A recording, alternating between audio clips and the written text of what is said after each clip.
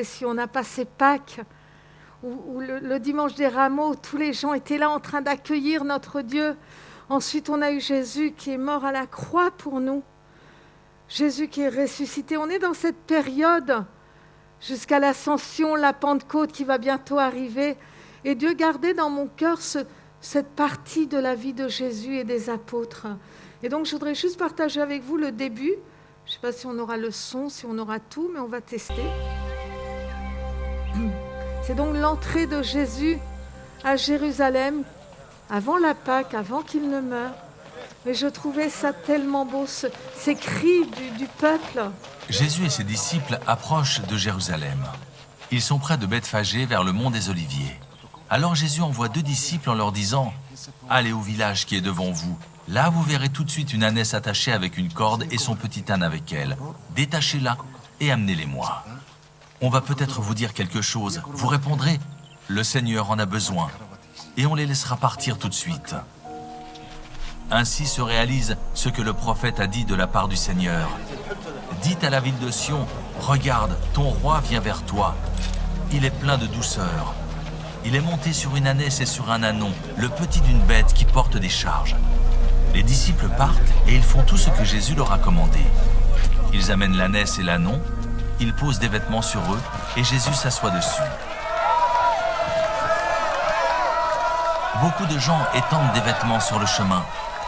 D'autres coupent des branches d'arbres et ils les mettent sur le chemin. Les foules qui marchent devant Jésus et celles qui le suivent crient « Gloire au Fils de David ! Que Dieu bénisse celui qui vient en son nom ! Gloire à Dieu au plus haut des cieux !» Quand Jésus entre à Jérusalem, toute la ville est bouleversée. Les habitants demandent « Qui est cet homme ?» Les foules répondent « C'est le prophète Jésus de la ville de Nazareth en Galilée. » Amen. Je voulais partager avec vous ce passage. Et dans ma Bible, il est dit « Hosanna au Fils de David, Hosanna au plus haut des cieux ». Ce terme de Hosanna, pour moi, c'était cette exclamation de joie qu'on doit encore avoir aujourd'hui lorsqu'on est devant Dieu et de dire Hosanna. Ce terme Hosanna, qui est le terme grec de la partie hébraïque, du mot hébreu, je dirais, qui a été donc qu'on retrouve premièrement dans les psaumes, dans le psaume 118, et c'était un terme qui voulait dire Jésus sauve ou Jésus guérit. Et ce terme est devenu Hosanna, et en grec, et dans cette partie-là, il est devenu donc comme une exclamation de joie, une exclamation qui exprime la grandeur de Dieu et qui il est. Ça voulait dire gloire à Jésus, vive le roi. Amen. Est-ce qu'on peut dire Hosanna ce matin ? C'est tout ? Plus fort ? Amen. Hosanna. Hosanna au plus haut des cieux. Viens au pied de Jésus. Amen. Et c'est vrai que ce cri ce matin, moi, ça me prenait. Et ce chant Hosanna au plus haut des cieux, je l'ai déjà depuis un mois au moins. Mais c'est pas grave, on va pas le chanter aujourd'hui. Je rassure les musiciens et les chanteurs tout de suite. Non, non. Viens au pied de l'autel. Et ce matin, j'ai vraiment envie de t'inviter. Que nous puissions être comme cette foule et dire Hosanna, Seigneur, viens dans ma vie. Hosanna, comme dans le psaume 118, mon Dieu sauve, mon Dieu guérit. Et comme là, dans ce passage de Matthieu, gloire à toi, mon roi. Alléluia. Seigneur, merci pour ce matin, merci, parce que nous pouvons venir devant toi et dire Hosanna. Hosanna au plus haut des cieux. Hosanna parce que tu es notre Dieu, parce que ton nom est élevé. Hosanna. Alors je prie ce matin que ce message, ce partage puisse toucher nos cœurs encore et encore, Seigneur. Amen. Waouh. Il y a Oliva qui m'attend. Viens, Oliva. Oliva va m'apporter un peu de matériel ce matin. Toute la semaine, enfin déjà la semaine dernière, je réfléchissais, non pas que j'aime avoir des expériences, mais c'est un peu comme si Dieu me disait, voilà, on va essayer d'illustrer tout ça comme on peut, et du mieux qu'on peut. Et j'avais plusieurs idées, et dans ma préparation, j'ai complètement oublié ce que je voulais faire. Enfin, je n'ai pas oublié, mais j'ai oublié de préparer. Et bref, on va le faire différemment aujourd'hui. Alors ce matin, je vous amène dans cette partie du Nouveau Testament, dans ce passage qui est le passage de Luc, à partir du chapitre 5. Et je vais vous parler d'une personne. Avant qu'on ne l'affiche, je vais vous parler de Pierre et de sa vie. Tout le monde connaît la vie de Pierre. Je ne sais pas ce que vous vous souvenez de Pierre, ou quand je prononce le prénom Pierre, qu'est-ce qui vous vient à l'esprit? Anastasia, si on te dit Pierre, tu mettrais quel adjectif avec Pierre ou quel mot? C'est le roc. D'accord. Ok. Nelly?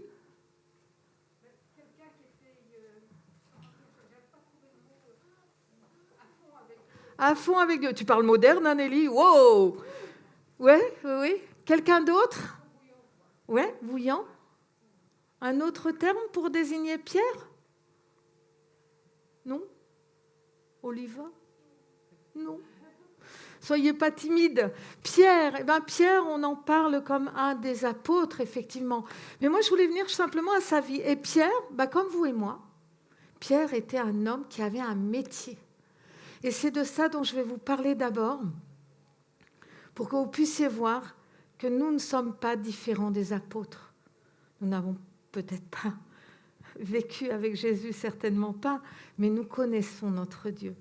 Et Pierre était donc un pêcheur. Et je vais juste demander à Jade ou Alexandre, je ne sais pas, c'est Jade que je vois, si nous pouvons mettre donc les premiers versets dans Luc 5, du verset 1 au verset 6. Un jour, Jésus se trouvait au bord du lac de Génézareth, oui, voilà, c'est celui-là, et la foule se pressait autour de lui pour entendre la parole de Dieu. Il vit au bord du lac 2 barques. Les pêcheurs étaient descendus et nettoyaient leurs filets. Il monta dans l'une de ces barques qui appartenait à Simon Pierre, et il le pria de s'éloigner un peu du rivage. Il s'assit et se mit à enseigner la foule. Au verset 4, quand il eut fini de parler, il dit à Simon qui est donc Pierre, « Avance là où l'eau est profonde et jetez vos filets pour pêcher. » Et là, au verset 5, il lui répond, « Maître, nous avons travaillé toute la nuit et nous n'avons rien pris. » Voilà le constat de Pierre. Pierre dit à Jésus, il lui dit, ok, je fais ce que tu veux, mais sache que nous n'avons rien pris. Nous connaissons notre profession, nous savons ce que nous devons faire, nous savons comment pêcher. Nous savons, il n'avait pas de radar à l'époque, il n'avait pas de sonar, il ne savait pas où étaient les bancs de poissons, mais par contre, il connaissait ce lac et il savait comment pêcher. Et il dit ceci à Jésus, « Mais puisque tu me le demandes, je jetterai les filets. » Ils jetèrent les filets et prirent tant de poissons que leurs filets menaçaient de se déchirer. Amen. C'est un passage que tout le monde connaît. C'est un passage que nous avons déjà vu, revu et encore revu, mais c'est un beau passage. Et je voudrais m'arrêter ici sur la vie de Pierre. Pierre, comme toi, comme moi, a un métier, ou avait un métier. Son métier était de pêcher.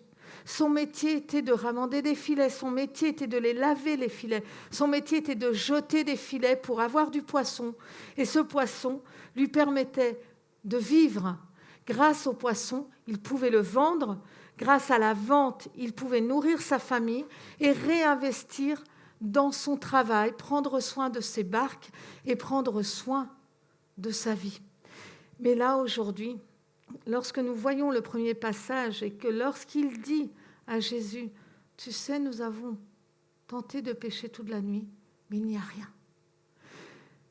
J'imagine Pierre comme nous, lorsque parfois nous avons travaillé durement, nous avons tout tenté, nous avons envoyé des CV partout, nous avons essayé de contacter des entreprises, nous avons, même dans notre travail, nous avons essayé de faire au mieux. Et à la fin de la journée, vous savez quoi ? Rien ne se déroule comme il faut. Tout va de travers, ou rien n'avance. C'est ça le métier de Pierre aujourd'hui, mais c'est ça aussi notre fonction, notre métier. Il y a des jours où tout va bien, mais il y a des jours où tout va mal. Et Pierre, à ce moment-là, lorsqu'il dit « Maître, nous avons travaillé toute la nuit, nous n'avons rien pris », j'imagine que Pierre était fatigué, découragé, et regardez même, prêt à donner tout son matériel pour que Jésus aille enseigner, prêt à tout laisser tomber. Et voilà comment était Pierre, aussi vide que ses filets. Pierre, après avoir essayé de pêcher toute la nuit, n'avait que du vide. Il avait un filet qui était vide. Lui-même était vidé. Pourquoi ? Parce qu'épuisé d'avoir travaillé toute la nuit, découragé parce qu'il n'avait rien pris, et sachant qu'en tant qu'homme, il n'allait pas pouvoir vendre quoi que ce soit, et encore moins rapporter quoi que ce soit à sa famille. C'était ce genre de matinée où il arrive chez lui avec des mains vides, avec rien du tout. Donc j'imagine son échec, j'imagine comment il pouvait se sentir. Et vous, parfois, et moi, il y a des jours où on se sent comme ça, vide, épuisé, en échec. Mais ce que j'aime de ce passage, c'est l'attitude de Jésus. Jésus lui dit, après avoir enseigné, après avoir utilisé la barque de Pierre, après ce moment-là, Jésus lui dit, avance là où l'eau est profonde et jetez vos filets pour pêcher. Jésus regarde ta vie, effectivement, mais peu importe ta vie. Ce qui lui importe, c'est ce que tu vas faire au moment où lui, il arrive et où il va te dire, viens, suis-moi. Ok, ça n'a pas marché, mais on va recommencer. Va là où l'eau est profonde, va là où tu n'as peut-être pas été. Fais-moi confiance, va là, va dans cet endroit, va là où l'eau est profonde. Amen. Et parfois Jésus nous parle, et heureusement il nous parle souvent, et il nous dit, allez, retourne à cet endroit-là, retourne à ton bureau, retourne à tes études, retourne à cet endroit. Et tu as envie de lui dire, non mais tu sais, c'était une catastrophe hier. Hein. Tu sais, ça ne vaut pas grand-chose. Mais Jésus te dit, va là où l'eau est profonde et mets-toi à travailler. Amen. Va là où l'eau est profonde et mets-toi à travailler. Jette ton filet. Waouh, et c'est ça en fait. Pierre, je ne sais pas s'il était tellement épuisé que du coup, il a jeté le filet, un peu comme moi. Moi, je suis un peu comme Pierre dans ces cas-là. J'ai presque envie de dire, bon, allez, ok, ça te fait plaisir, allez, on y va. On jette le filet, juste pour que Jésus me laisse tranquille. Il n'y a que moi qui suis comme ça ? Moi, je suis comme ça. Hein. Vous savez, quand Jésus vient parfois toquer à ma porte, et je dis, oh non, mais c'est bon, là, on a testé 10 000 fois, ça ne marche pas. Mais rien que pour lui dire, ok, vas-y, fais ce que tu as à faire, laisse-moi tranquille, après on verra. Et à chaque fois, c'est la même chose. On est surpris de comment Dieu agit. C'est parfois quand on est complètement vidé, comme Pierre, avec ce filet vide, ce bateau vide, cette maison vide, je dirais, cette table vide parce qu'il n'y avait pas de poisson, c'est là que Jésus rentre en scène. C'est là que Jésus vient et te dit, jette ton filet. Et lorsqu'on le laisse agir, vous savez ce qui se passe ? La situation change. La situation change. Et regardez au verset 8, toujours dans ce passage de Luc au chapitre 5, Pierre reconnaît sa situation, mais surtout sa condition. Lorsqu'il a vu tous ces bateaux qui débordaient de poissons, Pierre se jette aux pieds de Jésus et lui dit « Seigneur, éloigne-toi de moi, car je suis un homme pécheur. » Amen. Pierre reconnaît sa condition. Pierre sait qui il est. Non seulement il connaît son métier, il est pêcheur, mais en plus il est pêcheur parce qu'il sait comment il est. Et ce matin, pour illustrer tout ça, en fait, je voulais amener mon aspirateur, des sacs qui aspirent l'air. Enfin bon, j'ai trouvé ça un peu compliqué. Et je me suis dit, voilà, je vous ai apporté ceci, c'est du thé. On ne voit peut-être pas bien dans le fond, mais il y a des restes de thé. Et parfois, notre vie, elle ressemble à ça. Elle est un peu plus claire, ça dépend ce que vous aimez. Soit vous aimez le thé, soit vous aimez le café, l'un ou l'autre. Et voilà un petit peu à quoi ressemblait la vie de Pierre. La vie de Pierre c'était ça sa vie. C'était lui. Mais lorsqu'il s'est senti vidé, lorsque Jésus l'a laissé œuvrer, Jésus a commencé à le remplir. Mais même si Jésus l'a laissé se remplir, il y avait encore des tas de choses qui sont remontées à la surface, comme on voit là, on voit le reste de thé. Et malgré tout, Pierre est toujours de cette couleur, même si Jésus a commencé à le remplir, même si Jésus a commencé à le transformer, même si Pierre a reconnu qu'il était pécheur. Et si vous aimez plus cette couleur-là, même si je rajoute de l'eau, même si Jésus commence à te remplir,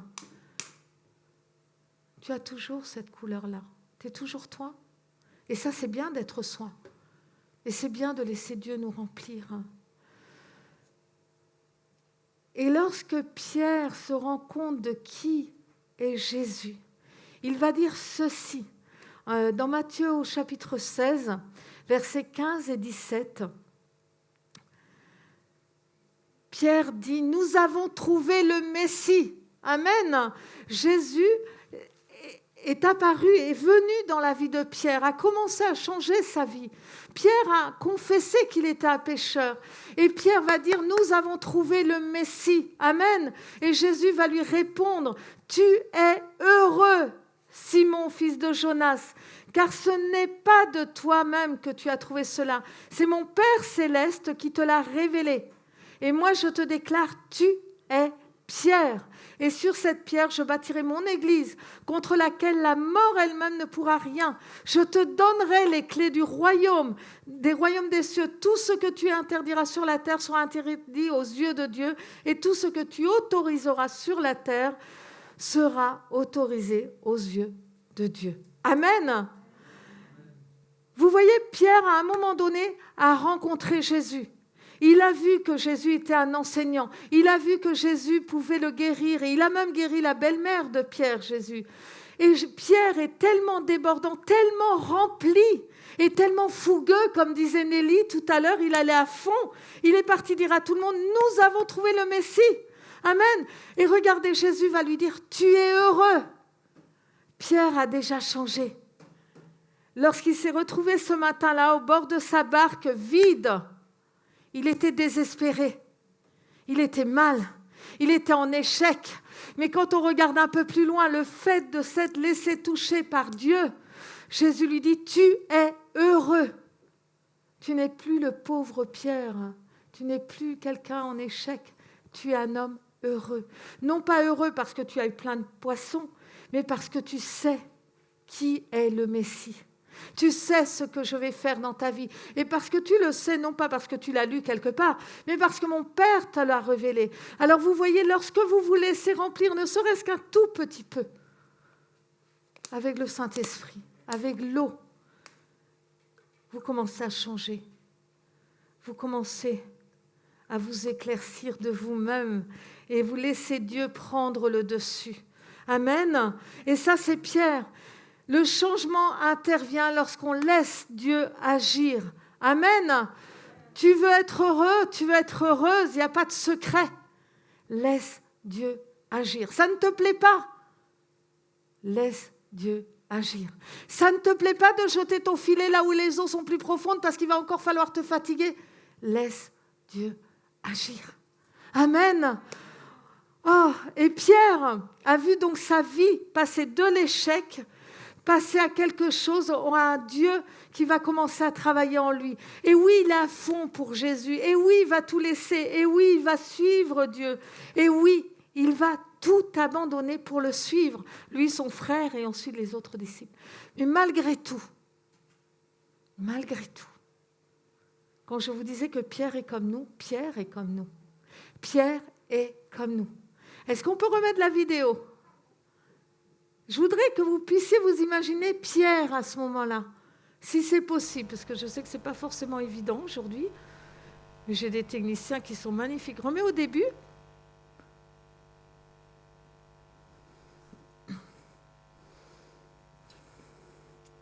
Imaginez être parmi cette foule. Imaginez-vous que Pierre est là, il est là.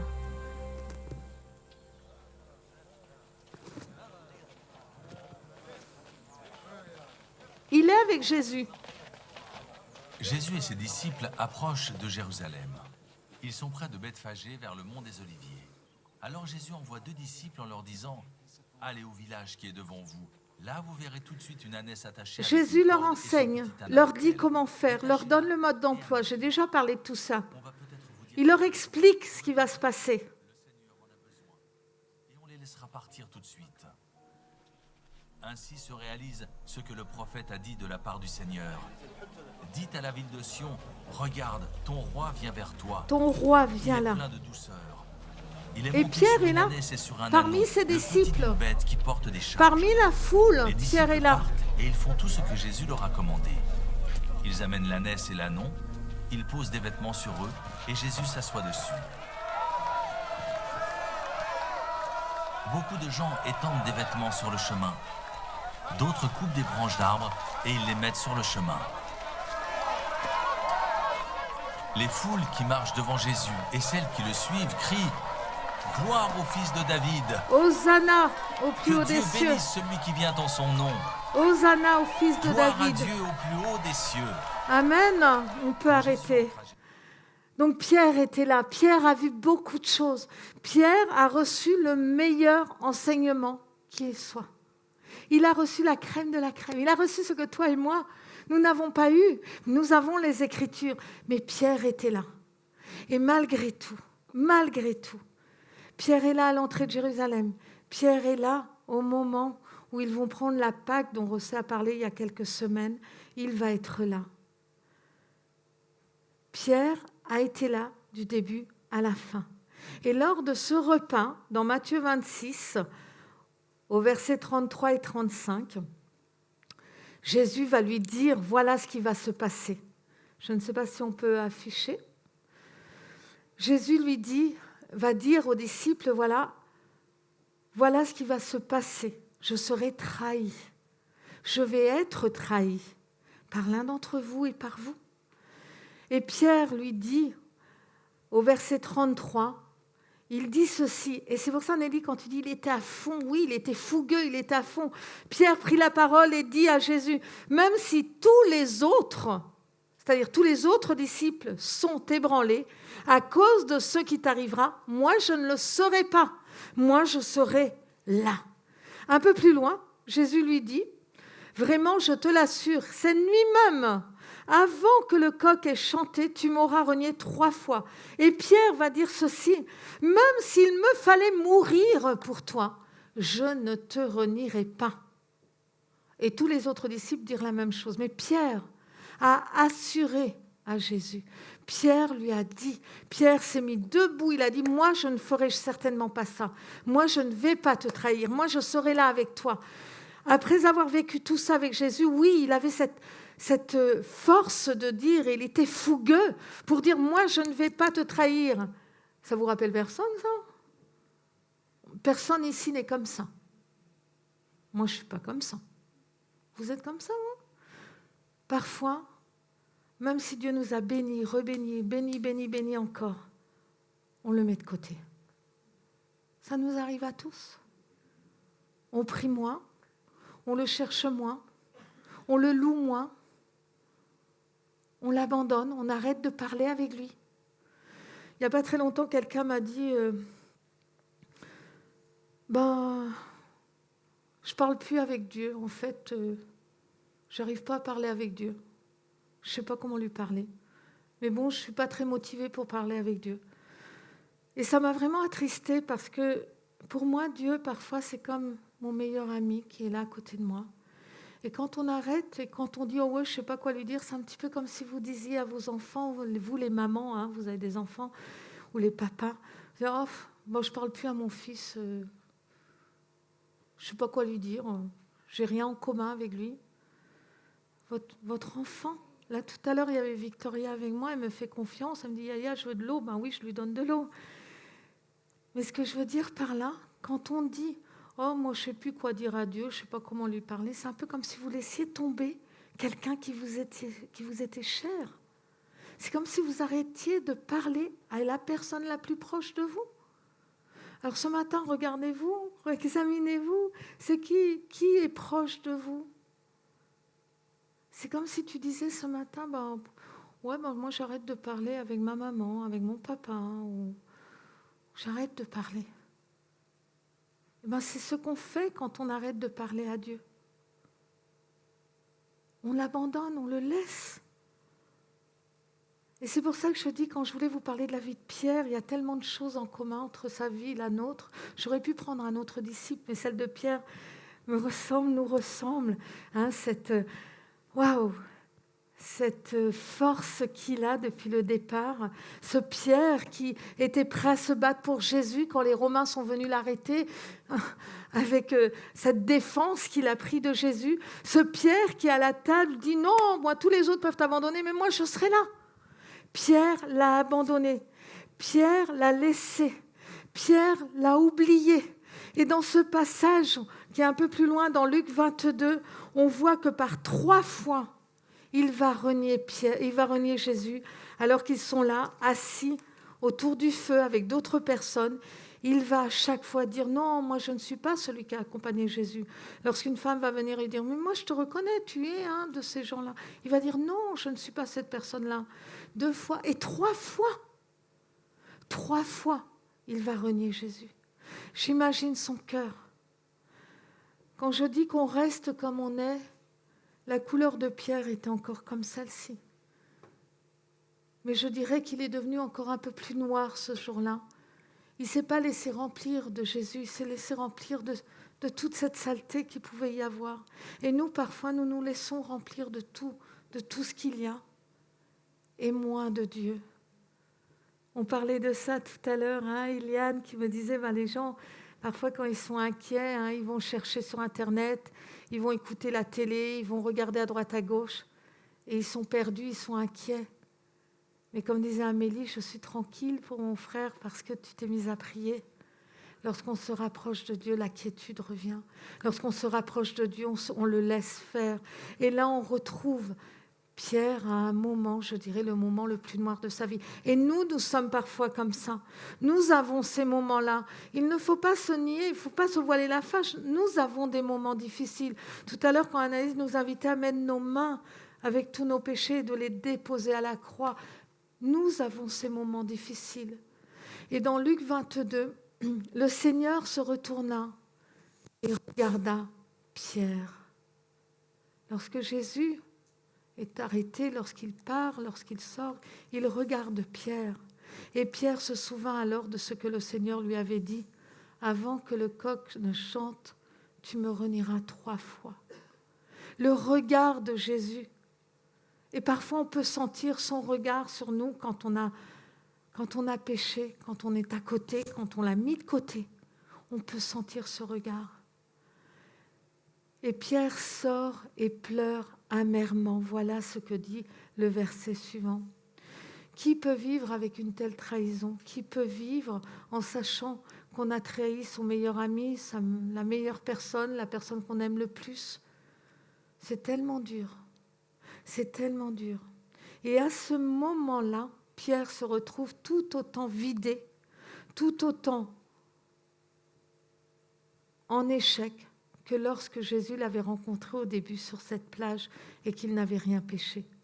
Mais là, le vide qu'il pouvait ressentir, ces larmes amères qu'il pouvait sentir, ce regard de Jésus sur lui était encore pire. Pourquoi ? Parce qu'il avait passé du temps avec Jésus, c'était son meilleur ami, il le connaissait, il a été à côté de lui du début, et là je dirais jusqu'à la fin. Et vous savez, quand je vous dis, qui peut vivre avec ça ?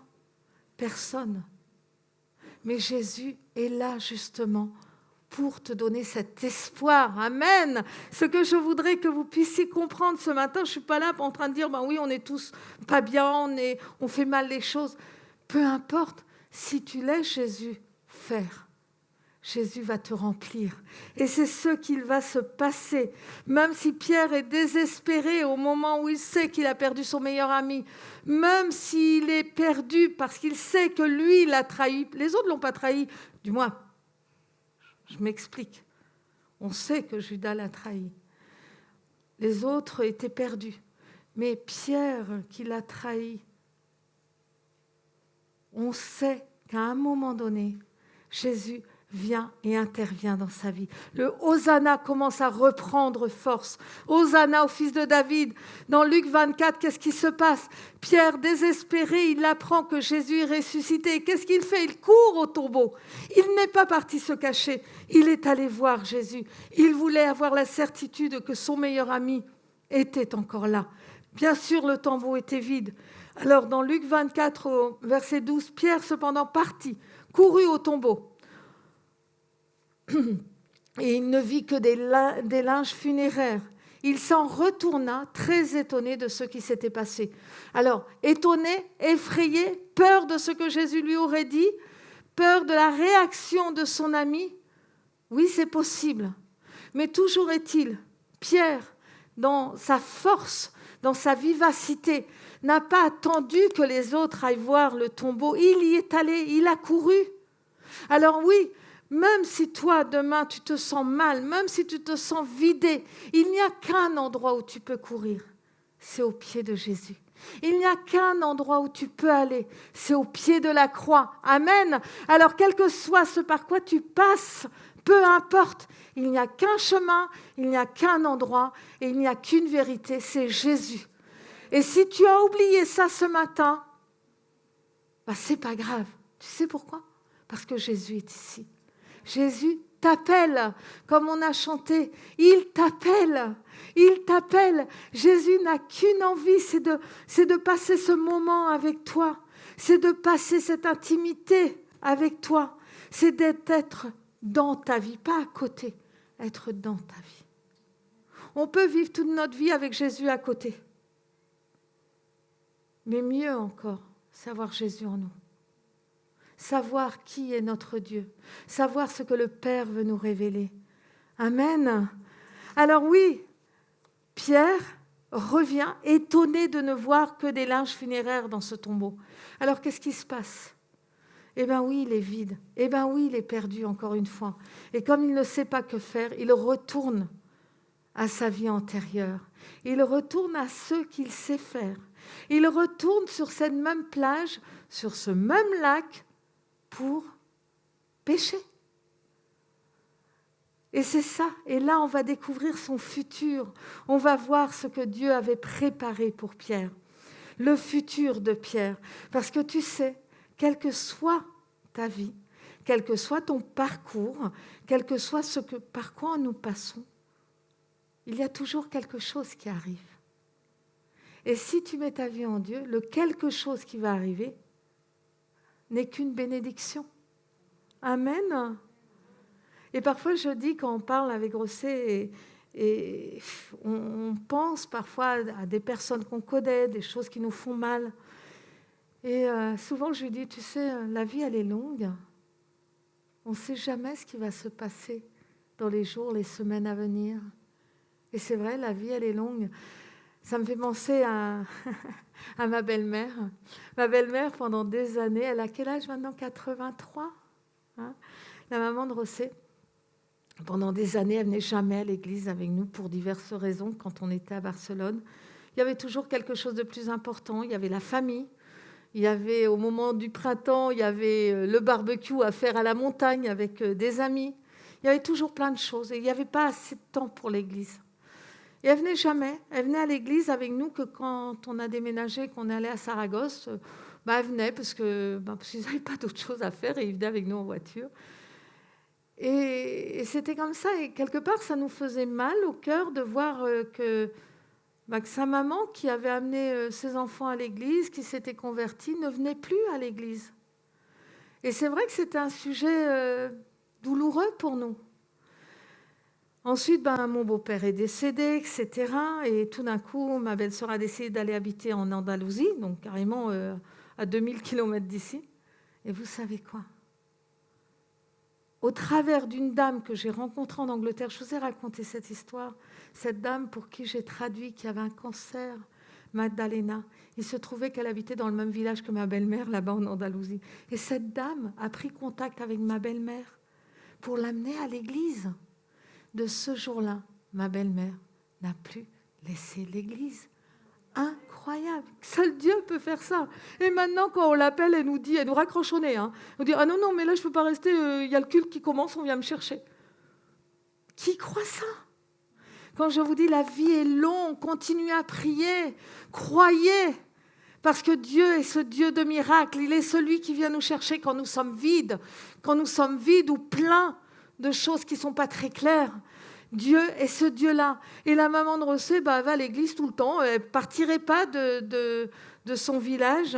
Elle habite toute seule, parce qu'entre-temps, ma belle-sœur est partie de là-bas. Mais elle ne voulait pas partir. Elle préfère rester toute seule avec son église.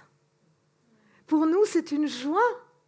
C'est une joie de la savoir en famille, dans une église. Amen. Alors oui, Dieu vient nous chercher dans des endroits les plus profonds, vient nous chercher au milieu de notre désespoir, vient nous chercher même quand on a trahi, il vient nous chercher. Dieu n'est pas un Dieu qui veut que tu restes dans ton malheur. Dieu n'est pas un Dieu qui veut que tu restes tout seul. Dieu est un Dieu qui n'a qu'un but, te sauver pour que tu sauves d'autres. Amen. Alors oui, le futur de Pierre. Le futur de Pierre, c'est quoi? Eh bien, je vous amène à Jean 21, à partir du verset 3.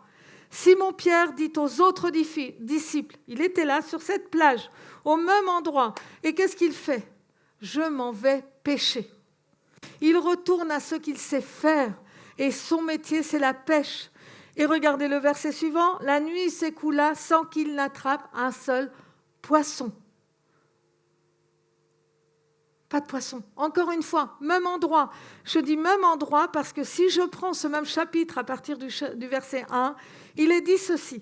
Quelque temps après, Jésus se montra encore à ses disciples sur les bords du lac de Tibériade.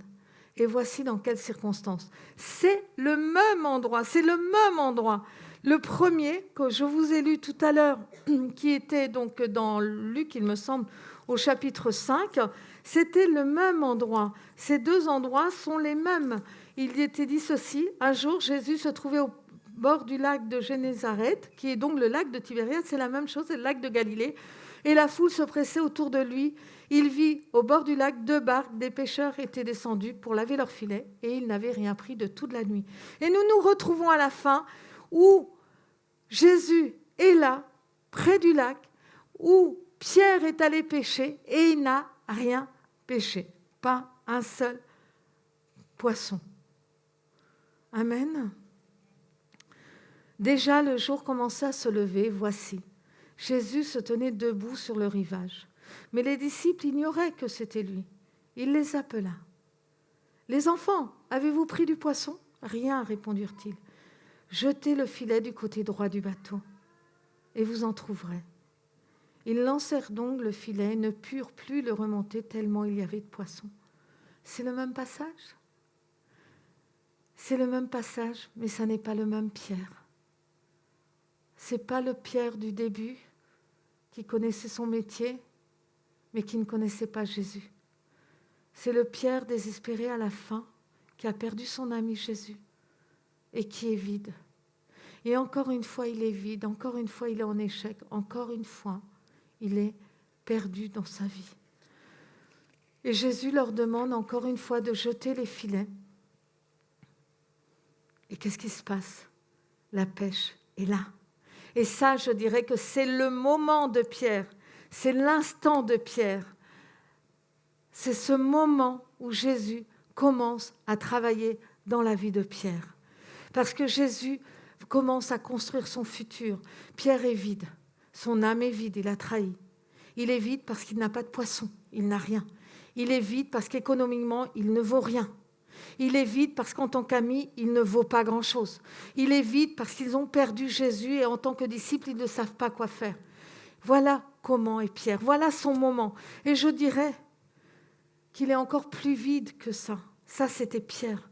Mais là, dans ce passage-là, je dirais que Pierre est aussi vide que ça. Il n'y a plus rien qui sort de Pierre. Pierre est comme ce verre, sans rien. Et là, regardez, quand je parle du futur de Pierre, c'est le futur que Dieu a pour chacun d'entre nous. Jésus intervient et il commence à construire. Vous vous rappelez que Pierre l'a trahi 3 fois? Eh bien, regardez ce qui se passe. 3 fois, Jésus va lui demander « Est-ce que tu m'aimes ?» Vous connaissez tous ce passage. Mais vraiment, j'avais à cœur, en ce temps où nous passons de Pâques et nous allons aller vers la Pentecôte, de revenir sur ce passage. Est-ce que tu m'aimes ? Et Pierre lui dit oui. Oui, je t'aime. Alors il lui dit, prends soin de mes agneaux. Et il réitère, est-ce que tu m'aimes plus que les autres ? Et là, Pierre lui dit, oui, je t'aime. Nourris mes brebis, lui dit Jésus. Et la dernière fois, est-ce que tu m'aimes, Pierre ? Et j'imagine Pierre, tellement fougueux, il a dû se dire, non mais attends, Jésus, là quand même, t'exagères, là, 3 fois. Et Jésus lui dit, prends soin de mes brebis. Vous voyez, à ce moment-là, sur cette plage, même si Pierre avait peur de retrouver le regard de Jésus, il a retrouvé un regard plein d'amour. Ce regard d'amour qui lui dit, est-ce que tu m'aimes ? Et je suppose que Pierre, au départ, ne devait pas être très à l'aise en disant, oui, je t'aime. Et la deuxième fois, est-ce que tu m'aimes ? Es-tu sûr de cela ? Et là, il a dû prendre un peu confiance ou se dire, qu'est-ce qu'il veut de moi ? Oui, je t'aime, prends soin de mes brebis, nourris mes brebis. Amen. Et je dirais que c'est à ce moment-là où Jésus commence à le remplir. Ce Pierre n'était plus ce Pierre-là, ni celui-ci. Quand Jésus est mort, quand le tombeau était vide, Pierre était aussi vide. Et lorsque Jésus lui dit, est-ce que tu m'aimes ? Oui, je t'aime. Prends soin de mes agneaux. Est-ce que tu m'aimes, Pierre, plus que les autres ? Prends soin de mes agneaux, nourris-les. Est-ce que tu m'aimes ? Es-tu sûr que tu m'aimes ? Oui, je t'aime. Prends soin et nourris mes agneaux. Amen. Et c'est là, sur cette plage, où je dirais tout a commencé dans la vie de Pierre, où tout commence à reprendre vie,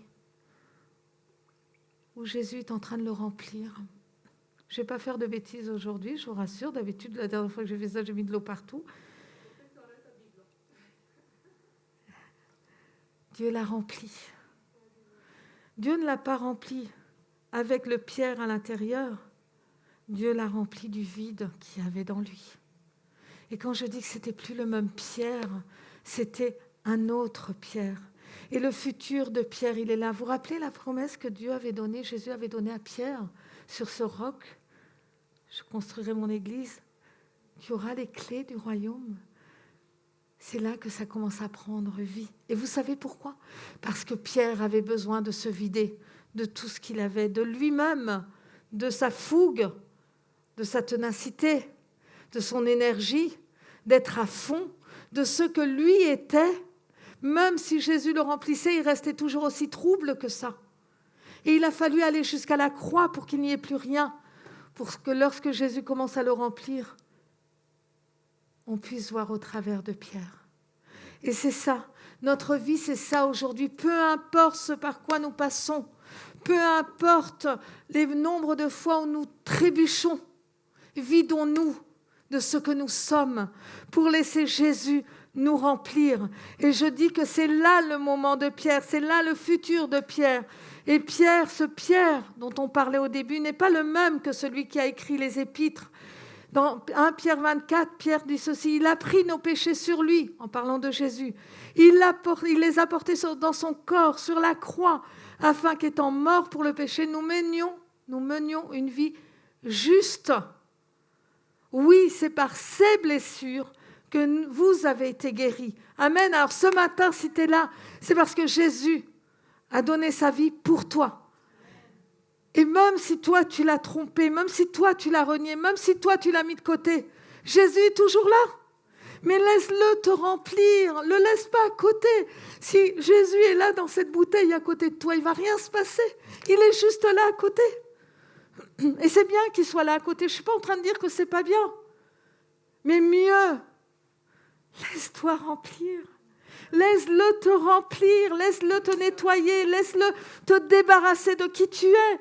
Combien de fois on entend « Ah, moi j'ai ce caractère et je ne changerai jamais ». Moi je dirais, perdez pas de temps. Perdez pas de temps. Laissez Dieu faire. Le futur de Pierre a été reconstruit par 3 fois. Est-ce que tu m'aimes? Oui, prends soin de mes agneaux. Est-ce que tu m'aimes? Nourris mes brebis. Est-ce que tu m'aimes? Prends soin de mes brebis. Et c'est ça, nous sommes appelés à prendre soin du peuple de Dieu. Et en plus, à déborder pour que d'autres le connaissent. À déborder pour que l'autre se connaisse. Regardez bien le futur de Pierre. Dans Acte 1, au verset 13, ils montèrent à l'étage supérieur de la maison où ils se tenaient d'habitude. Qui ont trouvé là? Pierre, Jean, Jacques et les autres. Un peu plus loin, un de ces jours-là, Pierre se leva au milieu de ses frères. Ils étaient là environ 120. Pierre se leva. Et il s'est levé pourquoi? Il s'est levé pour enseigner. Il s'est levé pour donner les indications. Il s'est levé pour montrer un chemin, pas le sien, mais celui de Dieu. Dans Acte 2, alors Pierre se leva, entoura des 11, et d'une voix forte, il dit à la foule, « Écoutez-moi ». Ce n'est pas Pierre qu'on écoutait, c'était ce que Dieu avait mis en Pierre. Amen. C'est pour ça que je dis, si vous voulez continuer dans votre chemin, pensez que lorsque vous serez complètement vidé, Dieu est là. Mais ne le laissez pas à côté dans cette bouteille, laissez cette bouteille se déverser en vous. Laissez le Saint-Esprit vous remplir, laissez le Saint-Esprit vous débarrasser, laissez le Saint-Esprit faire son œuvre en nous. Le même Pierre qui ne croyait pas au début, qui n'avait aucun poisson, qui était en échec, ce même Pierre qui était fougueux, qui a dit « Oui, moi je ne te trahirai jamais », ce même Pierre qui a trahi Jésus, ce même Pierre qui était perdu sur cette plage et qui n'avait encore rien péché, il est là. Dans le livre des Actes, on peut retrouver sa vie. Dans les lettres de Pierre, on peut voir comment il était. Ce même Pierre a donné témoignage de Jésus. Il a dû être vidé de lui-même, débarrassé de lui, pour être rempli de Dieu et pour pouvoir avancer. Amen. Waouh! Hosanna! Hosanna au plus haut des cieux! Hosanna au roi qui rentre dans Jérusalem. Hosanna ce roi qui peut rentrer en nous ce matin. Si l'équipe de louange veut venir, on va terminer en ce sens. Hosanna parce que Dieu est là. Dites Hosanna quand vous vous levez le matin parce que Dieu vous a donné ce souffle de vie. Hosanna parce que Dieu a pris soin de ma famille. Hosanna parce qu'il ne m'a pas oublié dans mon travail. Hosanna parce qu'il sait ce que je suis en train de vivre. Hosanna parce qu'à chaque instant il est là. Hosanna parce que Dieu est là. Hosanna parce que je sais que sans lui je ne peux rien, mais qu'avec lui je peux tout. Amen. Alors oui, le pire moment de Pierre, je dirais que son pire moment est devenu son meilleur moment. Son pire moment, quand Jésus a porté ce regard sur lui. Ce pire moment lorsqu'il a senti qu'il avait trahi celui qu'il aimait tant. Ce pire moment lorsqu'il s'est retrouvé sur le bord du lac avec encore une fois aucun poisson dans sa barque. Ce pire moment est devenu son meilleur moment. Alors oui, si ce matin tu le sens, lève-toi où tu es. Fais confiance à Dieu. Sache qu'il est là pour toi. Il n'est pas seulement à côté de toi, il veut être en toi. Si tu n'as pas encore donné ta vie à Jésus aujourd'hui, lève ta main et dis Seigneur, viens me remplir. Viens remplir mon corps qui est vide. Remplis-moi de toi. Remplis-moi de ta vie. Parce que la vie en toi change ma vie. Je sais que nous passons par des moments difficiles. Je sais qu'il y a des gens qui souffrent. Je sais qu'il y a des étudiants pour qui c'est loin d'être simple. Je sais que diverses personnes parmi vous souffrez de différentes maladies. Et ce matin, crois que Dieu est là pour toi. Celui qui est en toi est plus grand que celui qui est dehors.